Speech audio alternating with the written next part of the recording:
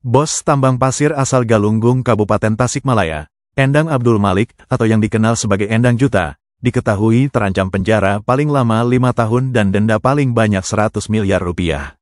Hal tersebut tertuang dalam ketentuan pidana Undang-Undang Minerba, Pasal 158 Undang-Undang Nomor 3 Tahun 2020 seperti yang didakwa Jaksa Penuntut Umum terhadap Endang Juta saat sidang di Pengadilan Negeri Bandung pada Rabu tanggal 5 November tahun 2025. Jaksa Penuntut Umum menyampaikan bahwa Endang Juta memang tidak memiliki izin dalam melakukan penambangan pasir di wilayah Tasikmalaya bersama saksi bernama Wawan Kurniawan dan Rudiana.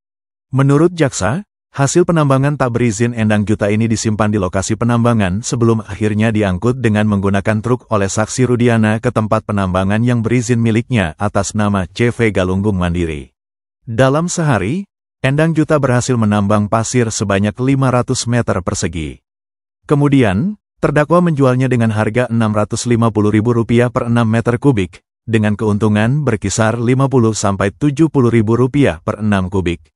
Terdakwa dan saksi bernama Wawan menambang di luar koordinat yang berizin dan didakwa dengan dakwaan Pasal 158 Undang-Undang Republik Indonesia Nomor 3 Tahun 2020 tentang perubahan atas Undang-Undang Republik Indonesia Nomor 4 Tahun 2009 tentang pertambangan mineral dan batu bara junto Pasal 55 Ayat 1 KUHP junto Pasal 64 KUHP.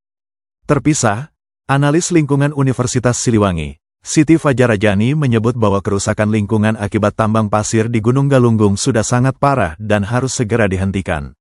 Ia berharap eksploitasi tersebut harus segera dihentikan dan harus dilakukan perlindungan terhadap lahan-lahan yang mengandung pasir di Tasikmalaya. Siti juga menambahkan, meski memiliki nilai ekonomi, namun dampak kerusakan terhadap lingkungannya sangat parah. Terbukti lahan sudah mengalami longsor, erosi semakin parah, sumber air sudah mengalami pengurangan, pun lahan produktif semakin menghilang. Menurut Siti, hal itu tidak bisa tergantikan oleh nilai ekonomis penambang pasir yang manfaatnya diterima oleh bukan masyarakat setempat, karena masyarakat setempat pun mendapat manfaat yang kecil sekali dan tidak seimbang. Ia menilai, penambangan pasir terjadi saat ini lantaran tidak adanya pemanfaatan sumber daya alam. Bahkan, menurut Siti, alam raya ada batas kemampuan sampai mana bisa dimanfaatkan. Siti mengaku, kepedulian lingkungan semakin meningkat sejalan dengan penegakan hukum yang tengah dijalankan saat ini.